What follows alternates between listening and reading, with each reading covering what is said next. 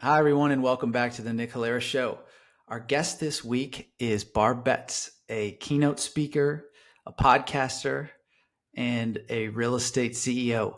Barb, welcome to the show. Oh, thank you for having me, Nick. I'm so excited to be here. Yeah, I've been looking forward to having this conversation. It took us a while to get this scheduled, but I enjoyed being on your podcast just I think the other day, actually, Yeah. called Yeah, it "Relationships just Are a aired last Superpower." week. Yeah, so thanks for inviting me to the show, and I'm looking forward to kind of continuing that conversation, but with the tables turned a little bit today. So thanks. Yeah. I figured a good place to start would be sort of the core of what you're doing these days, which is focused on kind of being this messenger and educator around relationships. So it's kind of a broad question, but to kind of tell me what you're doing as a messenger out there. Yeah. So, I have a 21-year real estate background. So I have been born and bred in the real estate industry and started a thriving sales career in business a long time ago. And from that, morphed into my husband joining me, us forming a team, and eventually opening our own brokerage, which is where we've lived for the last almost 8 years. And through that journey, I started in real estate when you were encouraged to knock on doors. Like door knocking was the way to generate business, door knocking and cold calling. And I tried it and I tried to do it. And I knocked on many doors and got many doors slammed in my face. And one day I even got chased by a dog. Long story behind that. And I finally realized, you know what, if this is the only way to do this real estate business, then I'm not interested. Like I can't do this. I'm going to go back to work. I'm going to go back to my boring bookkeeping and accounting career. This is not who I am. And a manager of mine said to me one day, Barb, you know everybody in Lakewood. And why don't you just go focus on like your relationships? And when he said that word, it kind of like gave me an aha of like, yeah, maybe I just need to go talk to all the people that already know me. And so I built my entire career on that. I built my entire career on the foundation of relationships and understanding that everything in business begins and ends with the power of your relationships. From that, I systematized it. Meaning I figured out a way to stay in consistent communication and communicate value and create trust so that people would want to refer me to their friends and their family. Because real estate's something you do it used to be once every 6 to 9 years. And now it's more like every 14 to 17 years. Right. So you can't just rely on people coming back and doing something over and over with you again. You need to leverage and rely on who they know. And so I realized that that power of relationship marketing and relationship based sales is what thrived and what has caused my husband and I to thrive for all these years. I've taught hundreds of agents across the country how to do this. I have built my brokerage on this. And now I have a passion and true understanding that other business owners don't know how to do this. I assume they do because it's all I've ever done. It's who I am. And so I now have a passion to take this to all business owners, sales leaders, entrepreneurs, attorneys, insurance providers, network marketers, you know, the girl that sells Arbonne as a side hustle. We all need to understand the foundation of relationships and how we can systemize that to our benefit so that we have a thriving business. Nice. Yeah, I feel like we in the conversation we had on your podcast, we talked a lot about sort of the mistakes people make Mm-hmm. in their career and thinking Yep. transactionally and treating Yep. treating people transactionally and stuff, Yeah. and overlooking something. It seems basic, right? You think relationship, but It it's not does. basic. It's actually very important. It's not basic, and that's the biggest problem. Is you said it, is what I found is that when I travel the country and train business owners and talk to business owners, the first thing I ask them is, how do you get your business? Every single one of them, Nick, responds with, well, I get referrals. And I say, great, how do you get those referrals? They tell me, well, people just call me. And my answer to that is exactly what you just said. That means you have a word of mouth business, which means you were good at what you did when you did it, and people want to tell others, and that is fantastic. But you cannot rely on a word of mouth business versus what I teach, which is systematically working by relationship, right? It's taking those people who already know you and like you and giving them a reason to trust you and tell others. And It is something that you have to focus. You have to do consistently. But what you just said is most business owners are focusing on the transactional ways of doing business. They're focusing on the cold sales calls, the cold doors, the internet leads, and not realizing they are neglecting an entire group of people that is right in front of them that wants to help them. They just aren't asking. Yeah. When you sort of do your education programs, for example, we don't have all day, so we can't do your whole session. But what Don't are some, worry. give me a flavor for some of the things that you just try to teach people who are kind of new to this. You know, maybe they've had the epiphany, or you're going to help them have the epiphany. But what are some of the things that you teach on relationships? Great question. The first starts with that know, like, and trust that I mentioned. Too many sales trainers are telling business owners and salespeople that if someone knows you and likes you, they'll trust you. And that's actually fundamentally wrong. I believe there's a gap between like and trust. Just because someone knows you and likes you does not mean they're intrinsically going to trust you. I can trust you to pick my kids up from school if I'm in a bind. I can trust you to pick me up from the airport. I can trust you to pay me back after dinner. But to trust you with insert whatever you do requires you to prove that to me. And so the system I teach is the gap between like and trust. How do you systematically stay in touch with people, communicate value through consistent marketing efforts? And then how do you show up and connect with others and deepen that relationship so that you get to the point of ultimate trust? Because trust drives revenue, trust drives referrals, which obviously happen before revenue. Trust drives retaining the clients you already have. And so for me, in a general sense, I would tell anyone listening, if you want to implement this in your business, you first of all need to know who's on your airplane. So you need to have a database, and that is a list of relationships. That's not a mailing list. But you've got to have a database. You've got to create some kind of connection strategy to stay in consistent contact with people. And that's not calling Nick up and asking Nick for business every time you call Nick. It's checking in on Nick just to see how him and the family are doing. It's checking in on Nick to see how the vacation went, because they went on vacation because of this powerful tool we have called social media, right? And then it's how do you stay in consistent contact in a valuable way? Creating a marketing plan that communicates you're good at what you do, even when they don't need you. And that's the secret, right? There isn't a business out there that couldn't provide me information that would be valuable to me, even if I don't need your legal services right now, even if I don't need your or aren't using you as an insurance agent. If you pour into me in a valuable way, I'm going to start paying attention that I'm not getting that from my insurance agent. And then how do you learn how to ask for business in a relational way? And then the last one is doing it over and over again, that you can't just do this one time. It's a full circular system that you have to keep repeating over and over and over again. Yeah, like I've come to believe that, to use your framework, this sort of know, like, and trust, it basically has to become a way of life Mm-hmm. in order for it to work, because it's so easy for it to become like inauthentic. Like, yeah, you send a postcard to someone, like, no, but that doesn't create the trust No, relationship that you're no, gonna need to do business with somebody. It's like they might, oh, I know that person, but it's kind of very, it's not kind of, it's actually very ineffective as a tool. it is. It's ineffective on itself. It's Yeah. ineffective as a standalone, right? It's creating that layering effect of, yes, you sent them a postcard. Yes, you sent them a marketing piece, but you also showed up in their life this month, reached out and connected with them, reminded them that you're thinking about them, made their day, all the things I teach. And then one day when Nick is having a rough day or a rough time in his life, you showed up in a way that was empathetic and sympathetic. You celebrated Nick when Nick needed to be celebrated. You've layered in all these connection points where it's like now Nick is not only a really good human being, but he also has proven to me that he's good at what he does. So now, even if I've never used Nick for what he does, or maybe I have, but even if I haven't, a friend says, hey, I need X. Oh my God, you have to call Nick. And here's all the reasons why you need to use Nick. And that happens after you apply my system consistently over time. What are some of the sort of biggest pushbacks you get from people who go through some of your training sessions?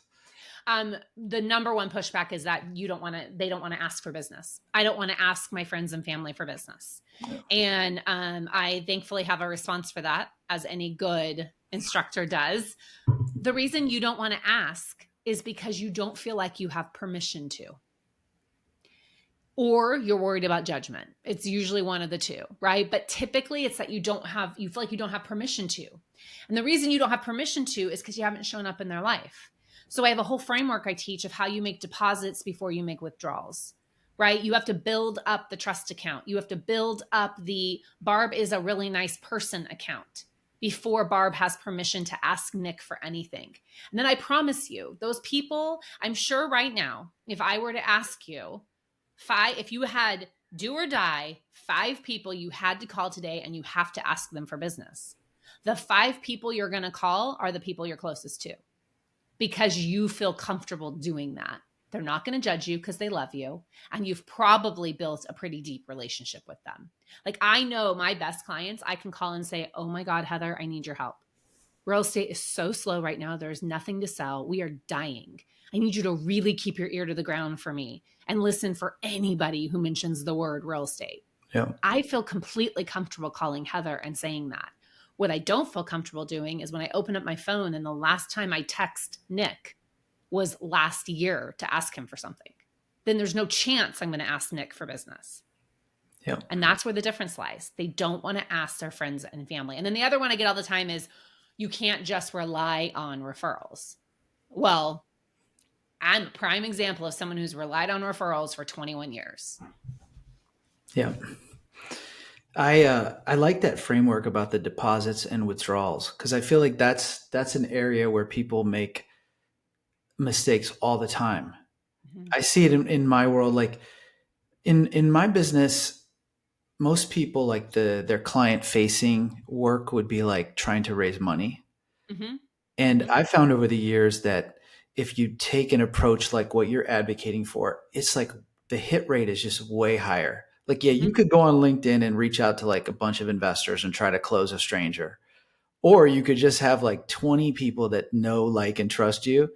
Mm-hmm. And you are showing up, as you say, like that phrase, showing up authentically in their lives. And then when you have a deal that you need capital for, you just make a phone call. It's easy. And sometimes they say yes, sometimes they say no, but it's like there's no friction because you've done all the things that you're advocating. So I love that framework. Yeah.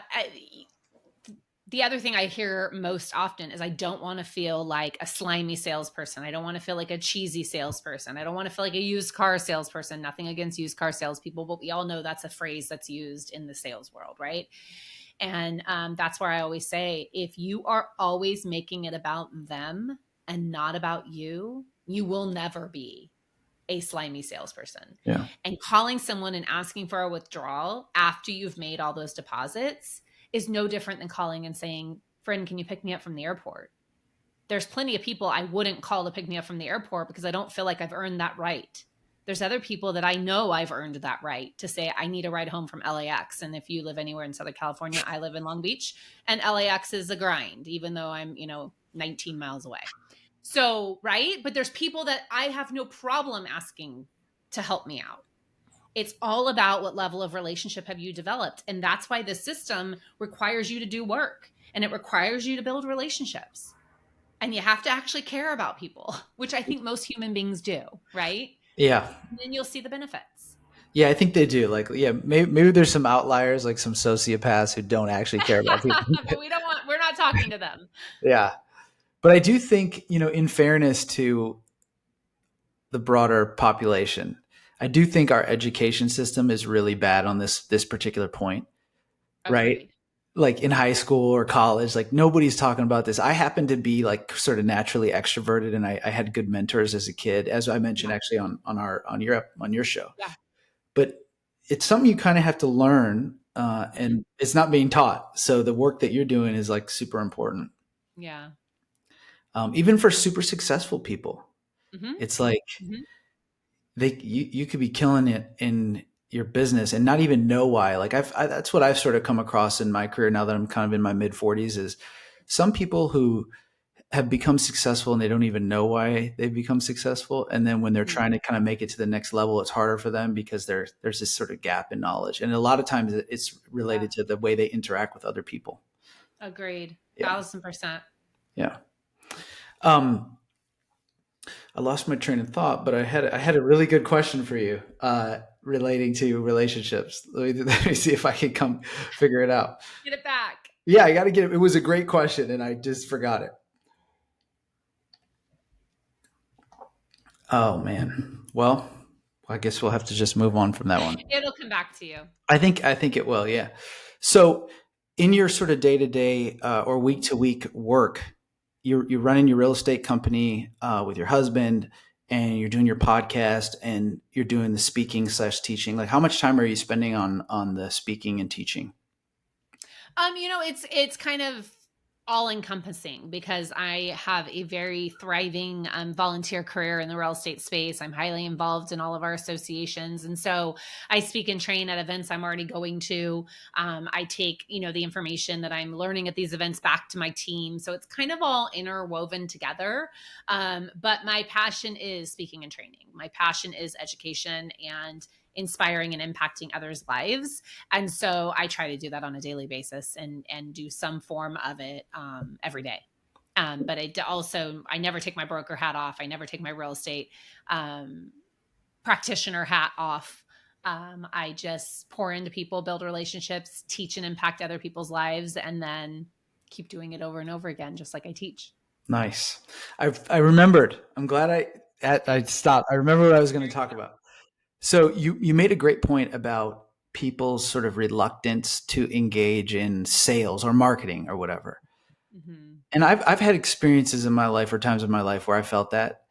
But then I started to like just look around, like even a great company, like arguably the greatest company in human history, does a lot of marketing. Apple. Like everywhere I drive around town, I see gigantic billboards, I see TV ads, I see this, that, like, so if a company like Apple is comfortable selling, like we as individuals should definitely be comfortable selling. But what do you think about that? I completely agree with you. Um, the problem with you know not promoting yourself is something terrible happens. Nothing, right? Like Apple would not be what Apple is if Apple was not reminding us every day that they're the best computer on the planet. And what Apple also does is they connect the dots to how it's going to change our lives. They connect the dots to the consumer, to what matters to us. And that's why the work I do is so important, because when you understand the relationship, you can connect the dots to what matters most in someone's life and how you're going to change it, or how you're going to change their friends and family's lives or their network or whatever it may be.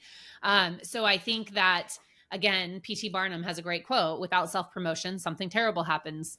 Nothing. And I think it's essential. And that's why the frameworks in my system are all about, when I talk about trust in two different pillars.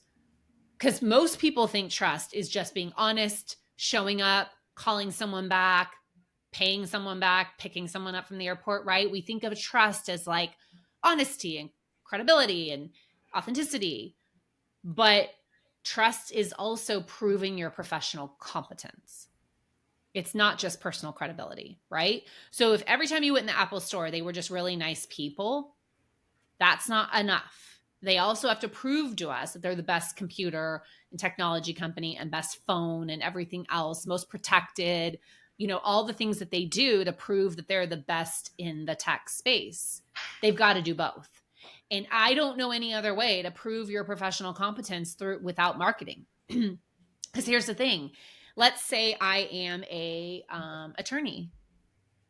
I don't know you're good at what you do till I work with you, but I may never need to work with you. So how are you going to prove to me you're good at what you do? You got to do some kind of marketing. And I believe marketing is not selling, marketing is education, which is a whole nother concept in my system where I teach you how to market through education. Because again, if you're showing up in my life and educating me and all the things I need to know that may or may not apply to me needing to work with you, I'm going to remember those things. So again, when someone asks me, who do you know in this space?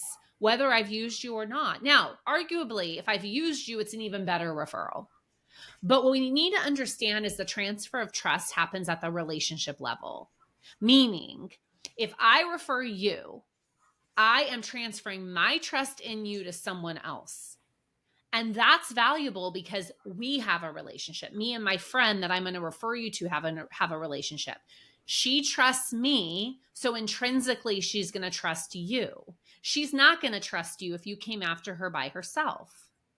But because you've communicated enough value to me, because you have shown up and told me and proven to me that you're good at what you do, or at least given me the sense that you are, then I feel comfortable transferring that trust to my friend. And therefore, she is going to trust that referral. So it's like this triangle of trust that I may have just created another framework for as I'm talking. Yeah, Writing out. you should write this. You should definitely draw Yeah, this one out because it's that's a pretty great good, framework. right? Yeah, it's Because it's great. really how it works. It's Yeah. really how it works when a referral happens.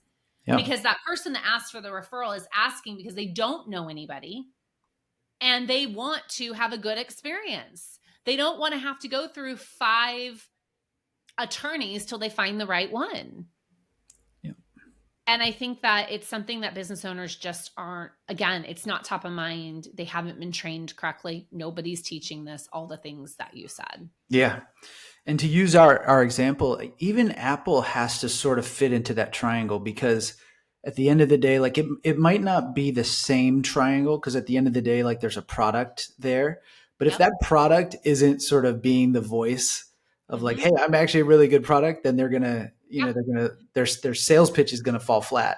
So I It's think, funny. It's funny you mentioned Apple and that because just yesterday I could pull it up on my phone. A friend of mine messaged me and said, "Hey, do you like your phone?" And I'm like, "Of course I like my phone." And she's like, "Well, I'm considering getting the 15, Pro Max, but I've heard this, this, and this." And she said, "I trust you. You know everything about technology. You know how to use your phone." And I'm like, "Oh my God, well, they're wrong here and they're right here, but this is why that doesn't matter." And I told her a couple things, and she's like, "Okay, great. I trust you. I'm going to go get it." And that's an Apple product. But that's because I've had this relationship with Apple for God knows how many years, and I trust them because I trust the products I have. So there you go. There's a triangle of trust in real life for Apple that Apple should be listening and pay me a revenue stream. And Dave is going to buy the phone. yeah, they should definitely sponsor the podcast I think they should. I think you in should send this exchange to for them. that. Yeah. Yeah. You never know. You never know. I know, never know. Let's put it out in the universe. But I think this conversation actually brings up another interesting point, which might be another framework related to the triangle. So, where my head is at is that trust also works in this weird way where obviously, if somebody trusts you, for example, in your real estate career, Mm-hmm. or to even pick you up, pick your kids up, they might trust you like carte blanche if it's a Mm-hmm. strong enough relationship. That they might trust you on any dimension of their life, Agreed. which is kind of interesting because trust could be really expansive really quick if you make the right investments. I'm not sure how to make a No, framework out of that, but you're absolutely correct because I am the person that gets the phone calls from all of my clients, and it's not just when they need real estate questions answered. It's also when they need a doctor. It's also when they want to make a change in their life with a service that they typically use. It's when they don't know what restaurant to take their friends to because they don't dine out like I do. It's all the things. I am one of those people, going down a little bit of a rabbit hole, but I also teach a way to figure out who referring type people are in your life because there are referring type people and there are non-referring type people. And I use the example of, there are some people that when you want to get a referral from them, you ask them, okay, what's the best Mexican restaurant in town? And they're like, well, I don't really go out to dinner that much. I don't like Mexican food. I don't ever go anywhere. Okay. Then there's the other people like me or like my best client, Heather, who, when you ask them where to go, they not only tell you where to go, they tell you what to order, they tell you their favorite server's name and probably the manager's name. Someone that's like that in your life is a referring type person. And referring type people, you want to spend more time deepening a relationship with. Because if they'll give you that many details on the Mexican restaurant, that is why Heather, when she refers us, I literally have to like if she legally was allowed to take the contract with her to the hospital, she'd be getting contracts signed for me too, right? But that all starts by that trust that those people have in her. It's where it Yeah. all starts. Yeah, you're Yeah. absolutely correct. That's a great point, because yeah, you do run across people who naturally are good at this kind of stuff, or Yes. or maybe not naturally good at it. They naturally do it, and Mm-hmm. then they become. It's like one good act begets the next one. Then they become the person, and oh yeah, you should call so and so, and They know then everybody. yeah, Yeah. everybody, Well, yeah, I'll give all your listeners my insider trick. Okay. I normally don't give this unless you're taking my workshop, but I'm feeling nice today. So I'll give you my trick. So thank you. we have this thing called social media and it's magic. So anybody listening that's in sales or, entrepreneur space or business owner, someone who needs another human to buy something from them or sign a contract with them or provide a service, I want you to go on your social media. All of us have a trip we'd love to go on and make it something that's not like, I want to go to like Dubai, that not very many people have been to. Okay. But let's say you want to go to New York City and you've never been. I want you to authentically, so pick somewhere that you really want to go onto your Facebook and put, we're planning a trip to New York in whatever, next summer, next Christmas. Tell me everything. Tell me where to stay. Tell me where to eat. Tell me where to go. I need it all. And watch who responds. Anybody who responds. And some people will respond with one thing, some people will respond with 10 things, or people are like my friend Tori, who, when I did this about going to Paris, she literally emailed me Tori's guide to Paris. No joke. Everyone who responds, Nick, is a referring type person. So you want to figure out who in your network, in your world, is probably going to share Nick when asked.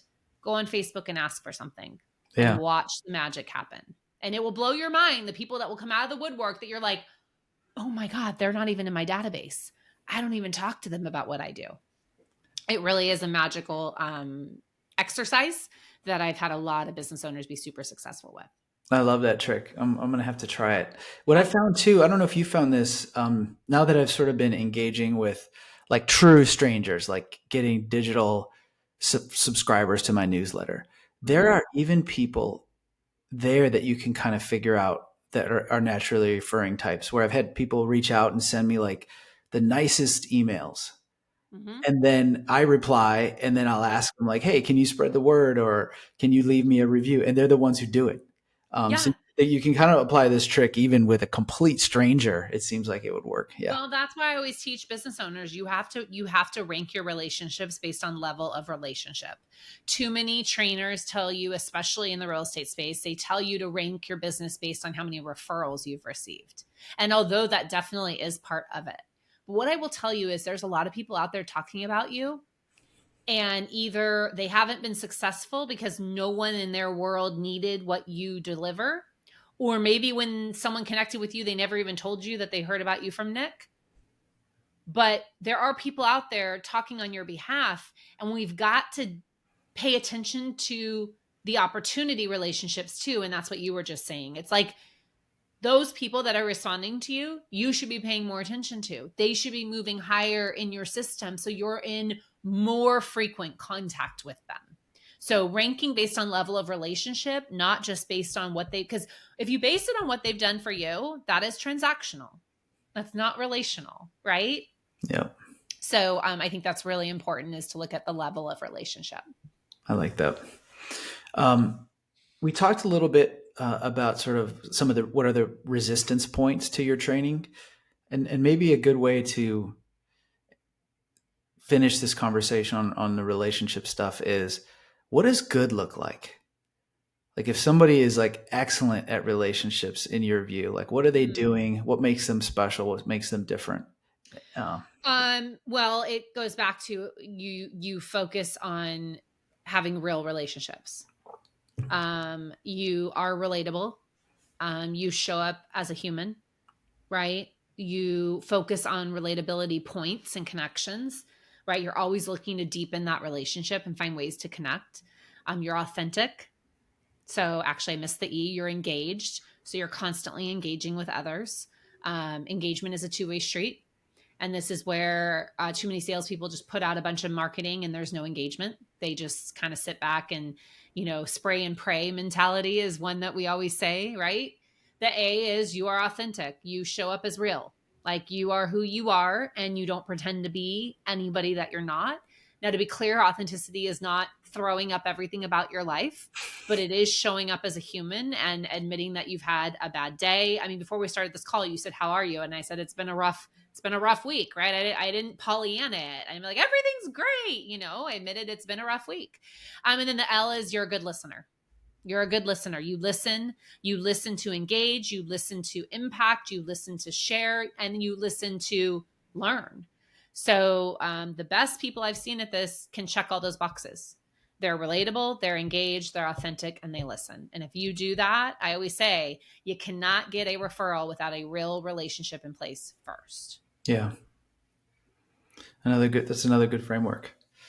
When I was younger, my first sort of real job was in strategy consulting.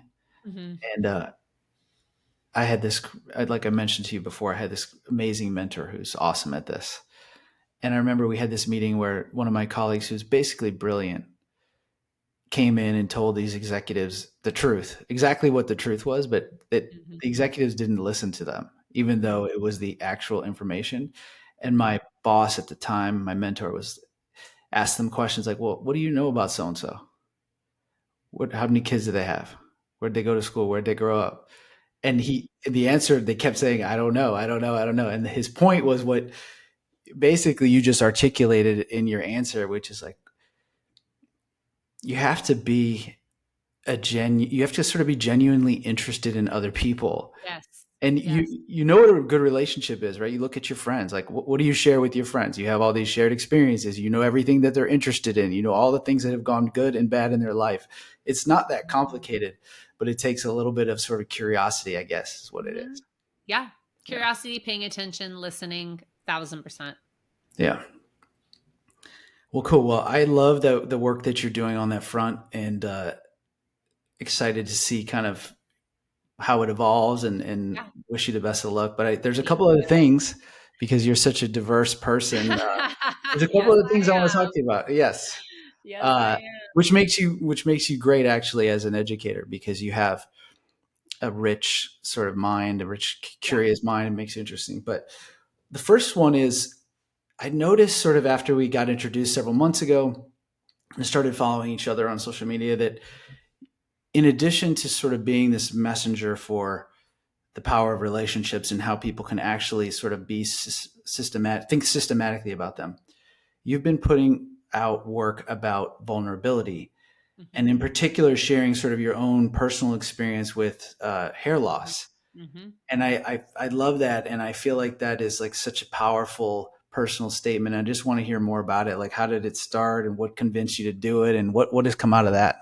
Yeah. Well, it does tie back to, my whole entire system of relationships are your superpower, and tying it back to you cannot have a relationship with anyone else till you have an authentic relationship with yourself. And I actually can admit that I didn't have an authentic relationship with myself, but I didn't know it. So I've always been a transparent person. I've always been someone who likes to share and let people in and be real and all those things. But I also realized through my journey that I was holding up a bunch of walls that I didn't realize I was holding up. And so I, as a young adult, started suffering from hair loss, didn't really know it was hair loss, just thought my hair was thinning, didn't understand that this was like a problem in my life. And so it progressed through the years. At 31 years old, I brushed my hair and found two 50-cent size alopecia spots. Found out I had an autoimmune disease from that. And long story short, progressed into my early 40s, and my hair had just started thinning and falling out at such a profuse rate that I then, looked into obviously every product possible, every shampoo, conditioner, all you people in the, hair growing space, don't come at me with your vitamins and your creams and your this and your that. This is actually genetic and medical in my world, so it's not going to work. I even had medical procedures done. PRP, if you've ever had PRP before, needles injected into your head, is not a pleasant process, very expensive, very painful. It worked, and then it all fell out again. So long story short, I went to a hair transplant surgeon. I was like, okay, this is going to be my answer. And he kind of read life into me. And he said, listen, Barb, in females, it doesn't work the same as it does in males. And every single human on the planet's hair is pre-programmed to fall out at a certain age, period.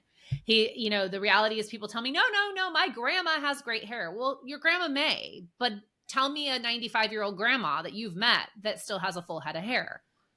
Very few. And it happens at all different levels. And that depends on genetics, hormones, ton of different things. And so he just said, you have 3 strikes in the hair department and it's not coming back. I mean, he was like, honestly, as blunt as they could be, but I needed that. And so from there, I went on this journey to a solution because I'm 42 years old. I am too young to be bald. No offense. There are plenty of women rock bald heads. It was just not for me. And so I just made the decision through a journey to find a human hair alternative. I discovered human hair wigs. I never thought in a million years I would wear wigs. I now wear them full time. I have 5 different girls. I am very proud of them. And where this all leads to authenticity is I made the decision because I used to hide behind the shame. I wore a powder in my hair to cover it up. I hairsprayed it down every day. No one knew I had a problem. I didn't talk about it. Was very ashamed of it because female hair loss is a stigma. People don't talk about it like they should. And so I looked at my husband and my daughter one night after I had ordered the piece and I was waiting for it to come in. And I was like, listen, you know what? When this thing gets here, I'm going to share my journey on social media. I'm going to be real. I'm going to be authentic about this. I am going to pull down the walls because guess what? It will help me heal. And there's got to be some other women out there who are suffering from the same thing. And come to find out, there's not only a lot of women suffering, there's people suffering in just general. And I heard Nick's stories of, oh my God, you're now giving me the courage to address my alcoholism. You're giving me the courage to address my gambling. I've never told my spouse that I get up in the middle of the night and I binge eat. I mean, things that you would never imagine hearing that people felt now okay with coming out about dealing with fixing. And so after that journey, I realized how many doors started opening for me and how much my life and business changed like overnight because I made the decision to be real and authentic. And it turns out people really, really like authenticity. And I now have a kind of framework around it where, first of all, it's if you want to show up authentic, stop being fake. But it's all about the more relatable you are, or excuse me, the more authentic you are, the more relatable you are. And humans want to do business with humans, and humans are not perfect. And when people realize you're not perfect just like them, and you're good at what you do, like the world is really endless at that point. Yeah. What I love that story, and what I love about it is I think it demonstrates sort of a core point of life, which is Mm-hmm. that what people really respond to is when another person puts aside their pride, whatever their Mm-hmm. sense of shame, and does something courageous. Mm-hmm. That's what draws people. Yeah. And your story obviously proves that. Just that's fascinating. I didn't realize that you had gotten feedback from people struggling from like alcoholism, but it makes Oh, sense because so many things. it's the Mm-hmm. same shame, right? Yep. That is at the core of these issues. Mm-hmm. So Mm-hmm. it's super fascinating and And inspiring. when you realize that you now are okay in your own skin, and that the number one thing I hear now, and it's I still hear it today, is, Barb, you're so much more confident now. And it's like, I didn't put this hair on my head and become confident overnight. That person was always inside of me. What happened was I let the walls down and I just decided, this is who I'm going to be.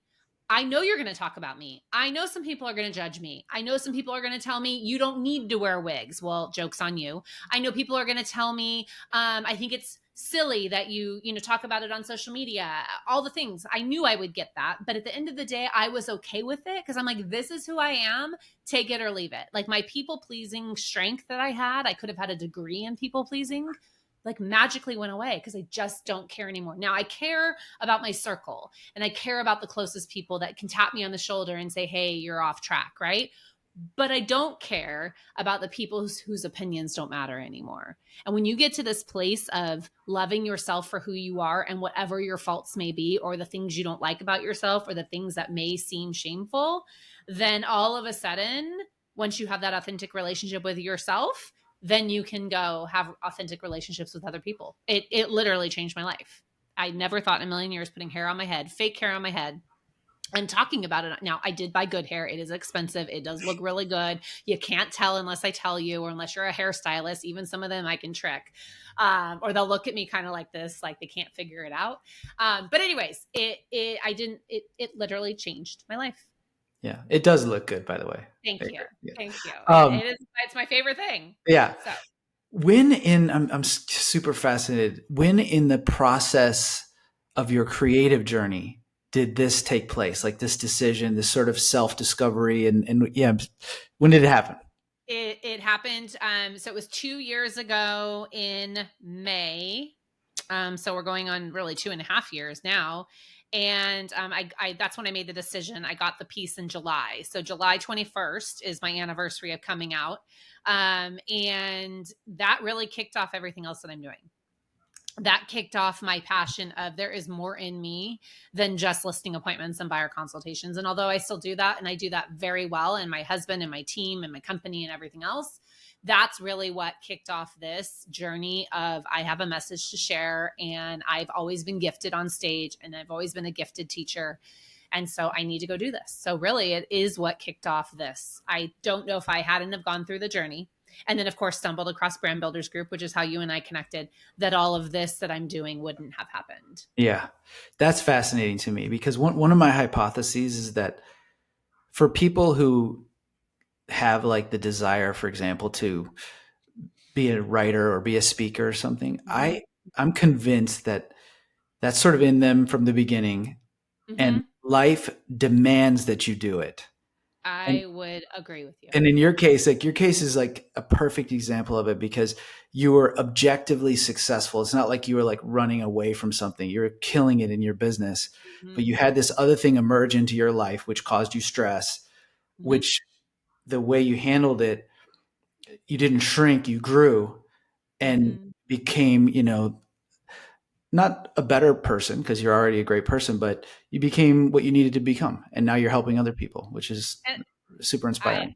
I agree with you, and I would argue a better person, because I will say that I was not authentic prior to this. I did not tell people what I was really thinking. I would not address issues that needed to be addressed.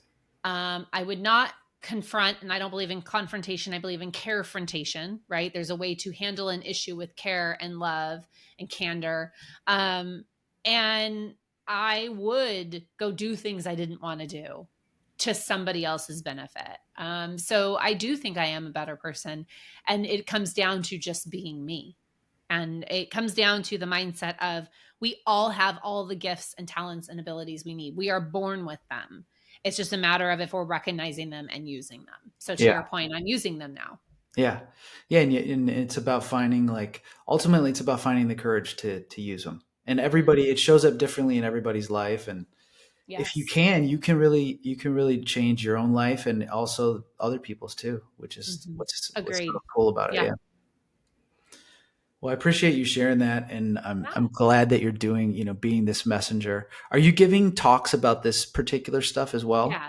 Yeah, I have my keynote on relationships and referrals, and then I also have one on unapologetic confidence, which is more just about how to show up authentically as you and not apologize for it. Yeah, yeah, and I feel like it's easier, I guess, when you get older, but sooner or later you realize that that's what people want from you, anyways. So all these Yep. sort of like people pleasing things, like I'm prone to that too, for sure. Yep. Uh, but that's not what they want. They actually just want the real. What do you really think? What do you really feel? And Yeah. if you can do that, it's pretty freeing, as it It sounds is like in your it is case. absolutely freeing. Yeah. Yes. Well, cool. Well, thank you for sharing all that. One more topic, which we can't leave unaddressed. Uh, Dun dun dun. yeah, is so I've been the reason I want to talk about it is I've spoken here on the podcast to a number of, investors and economists and a bunch of civic activists who kind of focus on housing. So housing is like a big through line to this podcast, and because I think it's such an important issue for this country.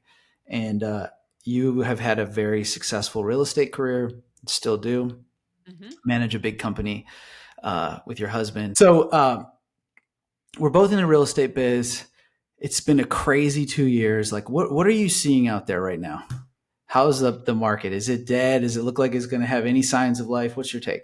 Yeah, really our biggest challenge in the real estate industry is lack of inventory. And our lack of inventory is affecting not only the people that sell it, but it's also affecting the buyers, right? Because buyers do want to buy homes. There's nothing to buy. And sellers are feeling very constricted and conflicted in their home because there's pent up demand. They want to move, but no one wants to sell. I always say they don't want to sell. They want to sell their home. They don't want to sell their 2.7% interest rate. And there's a difference there. And Yeah. so we are stuck in this weird world of homeowners who are never going to sell their 2.7% interest rate, but pent up demand with buyers that want to buy, combined with higher than we'd like to see interest rates. And really, all of this was created from a prolonged period that never should have happened of 3% mortgages. You're an investor, and yeah, all of us that own the home love it. But some homeowners don't even realize how much it's going to handicap them to their home for the rest of their life because they're never going to want to sell it. So how do you grow? How do you expand? How do you refinance? How do you, right? How do you get them, secondary loan to remodel your home because now you want to stay? You are forced out of your home through relocation or some kind of life event. And now what do you do? And so we really are in a bad spot. Lack of inventory, the 3% rates that are going to hold people to their properties, and nothing's really budging. Now we are seeing predictions just come out, thankfully, of rates softening a little bit more than we expected next year. But honestly, they're going to soften into the upper mid sixes. They're not going down to the fours and threes. And anyone listening, just so you know, that's never coming back, at least in our lifetime, at least anytime soon. Should we hopefully get to fives one day, which is a very healthy interest rate, in my opinion? Yes, but it's not happening in 2024. So we got to fix the problem. And then I would say the other big problem we have in housing is affordability, specifically in California. And that's the problem with not enough inventory. The answer to everything is supply. We don't have enough inventory. Our prices aren't coming down because of the demand. And then people aren't selling because of the rates. So you can see how that's like a snowball effect. Yeah, it's like an absolutely perfect storm for like It a, is a a perfect messed storm. up housing market for the foreseeable future. You're 1,000% correct for the foreseeable future. And then Yeah. in California, our specific problem gets in even deeper in that people are leaving the state in droves. Now, arguably, there are 25 people lined up to buy every home they leave, but they're leaving because they can't afford to live in California anymore. And that's really sad. Yeah. Are you still seeing that phenomenon in your market where if a piece of inventory does come on the market, like there's actually bids for it?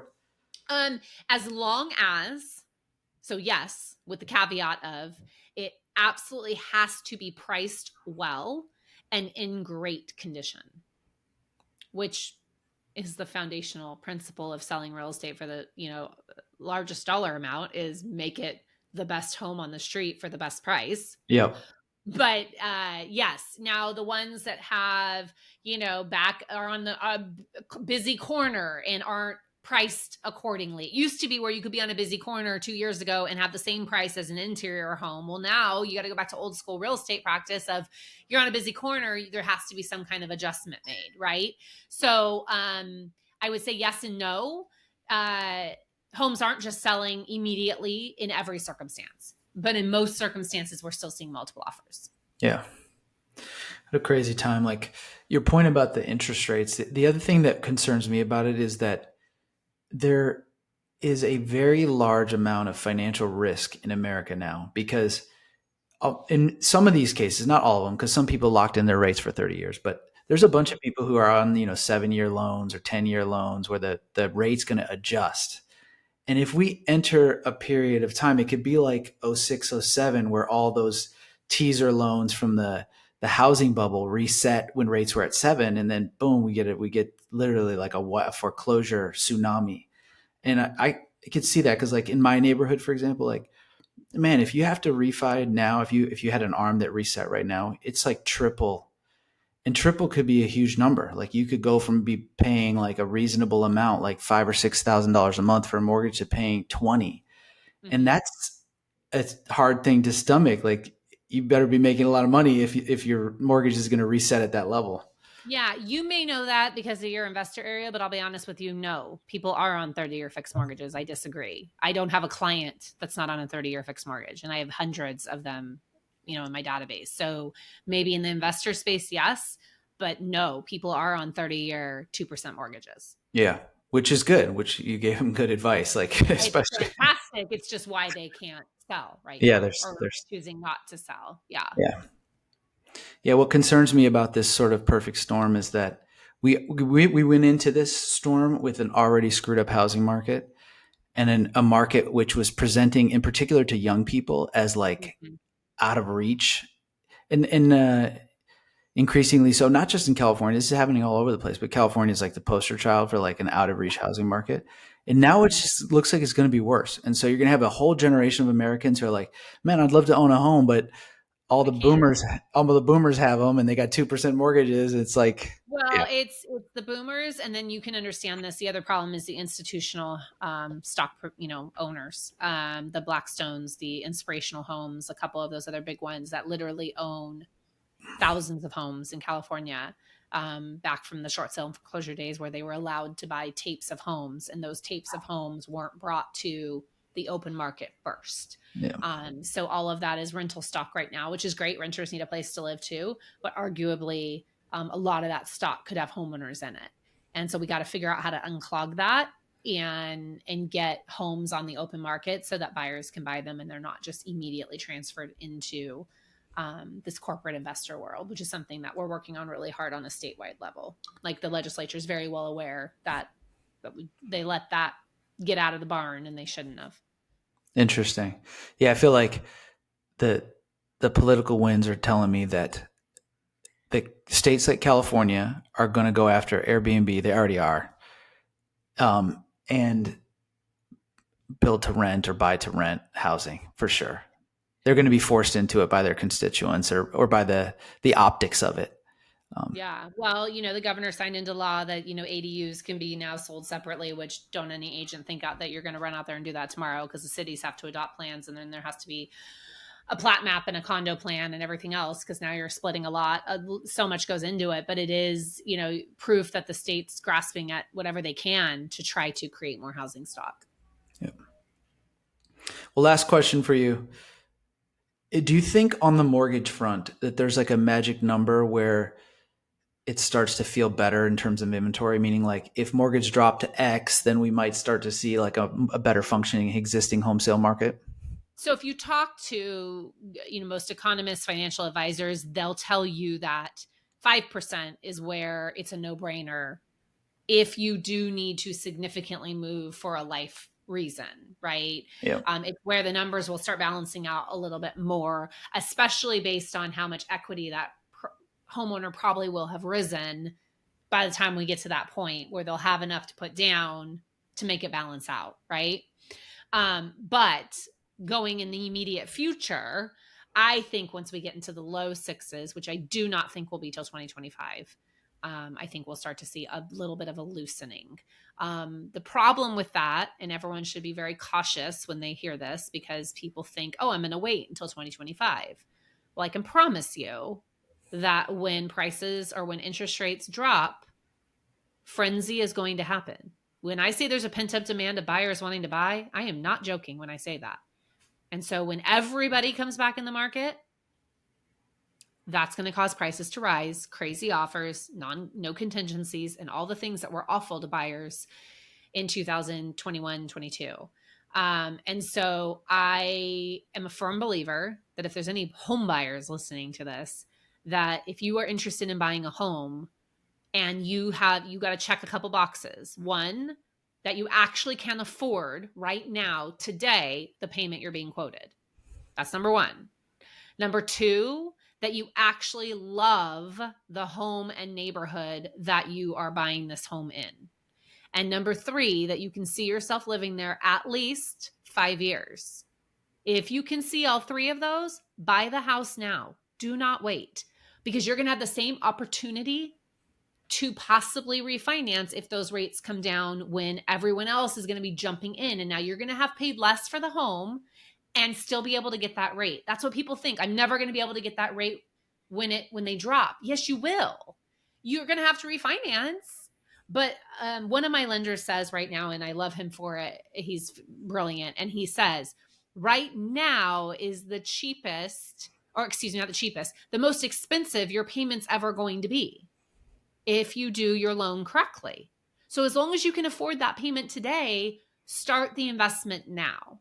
And then if you refinance in a year or two, it's not going to hurt. People are like, oh, but I just paid off 2 years. Trust me, I have met very few sellers in my 20-year career that still have the exact same mortgage they had when they bought the house, like this many. So you're going to refinance that home at some point. Yeah. So just you can't bank on it. You can't make promises. I would never promise somebody that, but there probably is likely to be an opportunity in the next 3 years to refinance at a lower rate. Yeah.